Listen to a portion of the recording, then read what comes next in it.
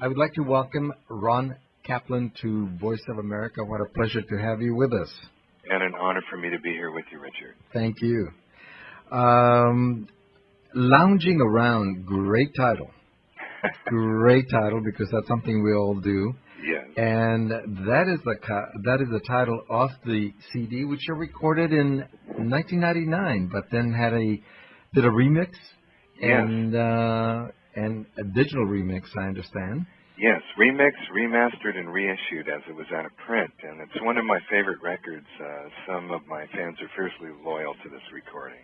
Well, it's my introduction to your music and to your singing, so it's great. Wonderful.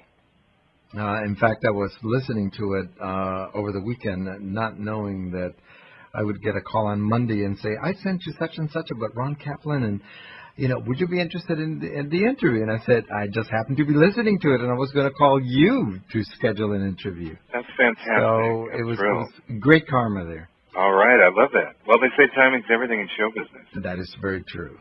That is very true. Now, we were talking about the cuts. You only have 9 cuts in the CD, and I don't know whether that was what were the reasons, but honestly, I think it would have been great to have had more cuts recorded. Well, fortunately, I have other recordings that I've made. I have 5 to date under my label, which is Kaplan Records, which anybody can check out on the World Wide Web at Ron Kaplan, KAPLAN.com. Great. And there's thousands of these magnificent gems from the American Songbook, which I am an advocate of. And it's going to take a while to get around to all of them, and I keep discovering new repertoire. This, to me, is the classic form of American music, mostly written between 1920 and 1960, the Tin Pan Alley, Broadway revues and musicals, and Hollywood musicals.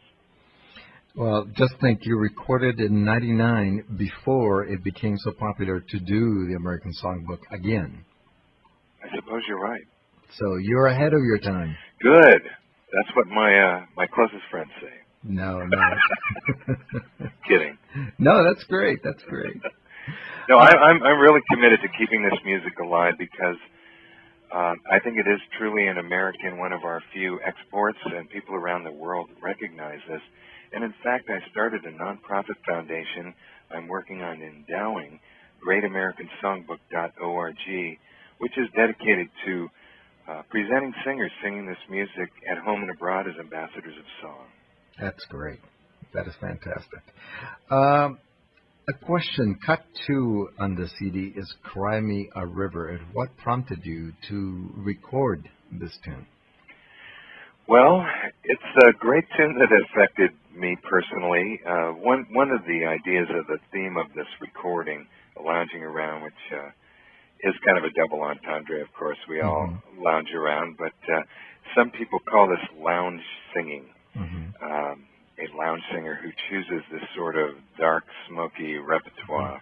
One of course, this recording was made famous by Peggy Lee in the 1950s, yes. But there was a recording artist named Julie London who worked with someone by the name of Bobby Troop, a guitar player, and she did a rendition of the song which really touched me. In fact, not only Cry Me a River, but the following tune on the recording, I Surrender Dear, both were inspired by Julie London versions of these recordings. In the day when songwriters were presenting these songs, if it was a good song, everybody recorded it, all the major recording artists. Unlike today, they might have a different arrangement of it. But when a new song came out and it was a good song, everybody wanted to record it. Well, the reason I asked was because I had heard it by both Peggy singers, Lee and Julie London, and I thought, wow, what a challenge for a male to sing this song. And what I'm amazed at is what a fantastic job you do with it. Thank you very much. I appreciate that. That's music to my ears, Richard. No, it's one of my favorite songs, and wonderful. And when I heard you sing it, I thought, wow, that is great. Excellent. And of course, another one I love is the Carlos Jobim, How Insensitive. You like the bossa nova, and you like this tune. Oh yes. Well, first of all, the message is great. If you listen to the lyric of the song, and this is how I choose songs. If I can identify with the lyric and the sentiment of the song, and try and recreate that somehow out of my experience and present it, and that's really my greatest pleasure, other than the actual artist singing, is sharing my music with other people and having it become part of their musical landscape.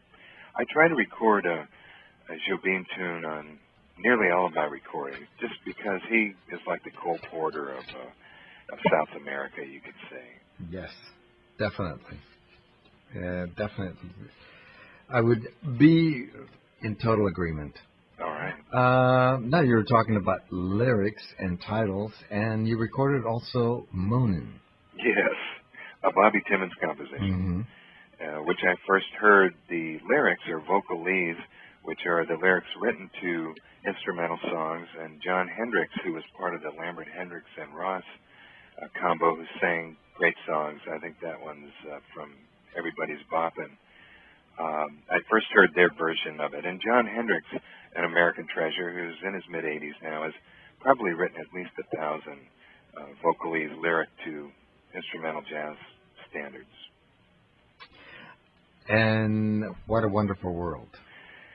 Isn't it? What a way to wrap up the bouquet of songs that you present. Thank you. That's a wonderful song, the sentiment of that song. And in fact, there was a vote in the last couple of years about the most important songs that people, the common person likes, and that was voted number one. And this is a song, obviously, that Louis Armstrong put his wonderful touch on, but it's got a great sentiment, and I just went for it. Now, what about touring to the East Coast so that we have a chance to hear you in person? Richard, would you like to be my booking agent? I have done some performances. I went through Washington, D.C. a couple of years ago and sat in a few places, and in New York, I attend a gathering called the International Association for Jazz Education. There's opportunities to perform there, typically in the second week of January. In New York City, it was this year, and it'll be in 2007. That's where the industry gathers to push their personal agenda. But I have kind of been constrained from touring.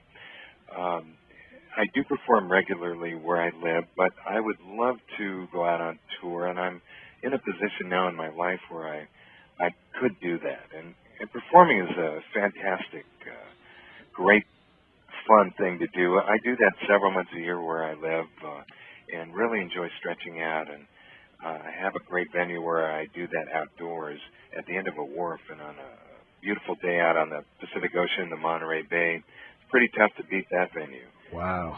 But being a recording, I can't offer you something like that here. That's okay.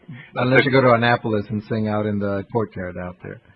Well, it's great to perform, and when I'm not doing that, being a recording artist gives me, which I think is really my favorite thing, is getting it down in the studio and sharing my music with people, and all over the world with the advent of the internet and individual downloads from iTunes and Rhapsody, as well as offering your body of work digitally.